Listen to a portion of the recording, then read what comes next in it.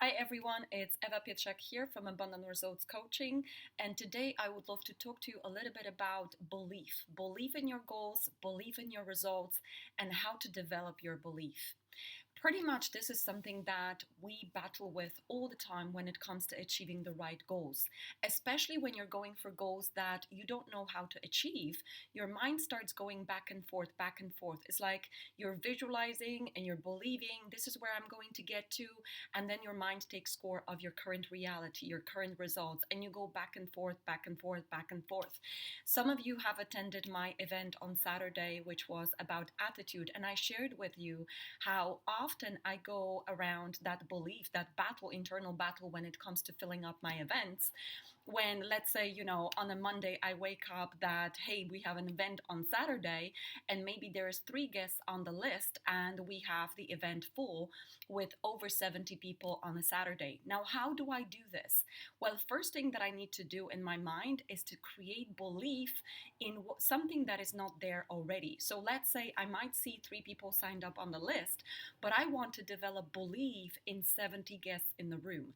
Why? Because when I convince my mind that I'm believing in those 70 guests in the room, my mind will deliver ideas in how to make it happen, how to work with teams, how to create ideas, how to take actions in order to fill up that room.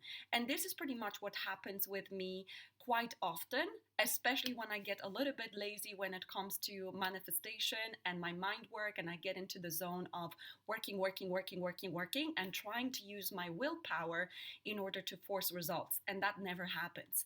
So I wanted to share with you a couple of words about belief, because what normally helps me to switch from this is my current result versus where I want to get to is a lovely chapter from The Science of Getting Rich by Wallace Wattles. And as you can see, I have a lot of markers in this book because I love it. It's a tiny book that pretty much Wallace Wattles says here, you don't have to read anything else apart from this book in order to create the life you desire. And that really blew my mind. So I really started to read it, and I read it all the time because there's pieces of this book that truly inspire me and are so wise. So I wanted to read something to you about developing belief and how important it is about your goals, because this is pretty much part of my routine when I'm switching my belief from 3 guests in the room and 70 guests actually happening. I always read every day that part of this chapter. So what he says, to do things in a way you want to do them, you will have to acquire the ability to think the way you want to think. This is the first step towards getting rich. Now, to think what you want to think is to think truth regardless of appearances. And then he goes to look upon the appearance of disease will produce the form of disease in your own mind and ultimately in your body, unless you hold the thought of the truth, which is that there is no disease. It is only an appearance, and the reality is health.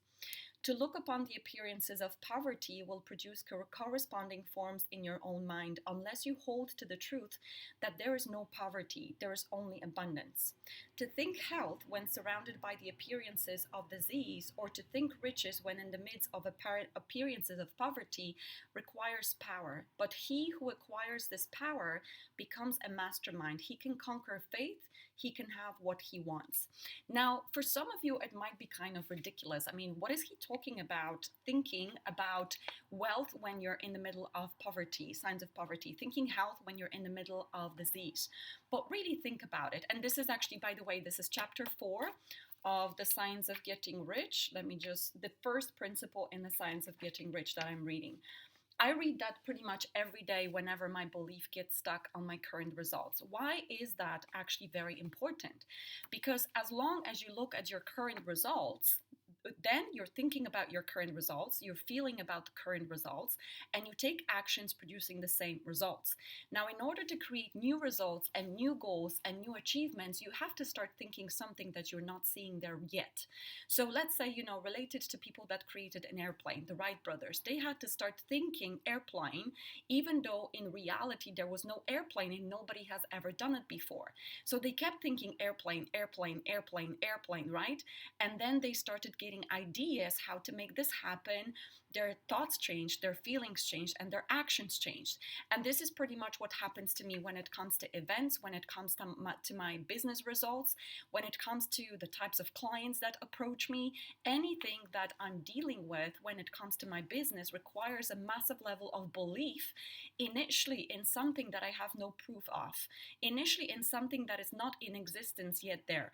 But you know, it's been proven over past 2 years of my work on personal development.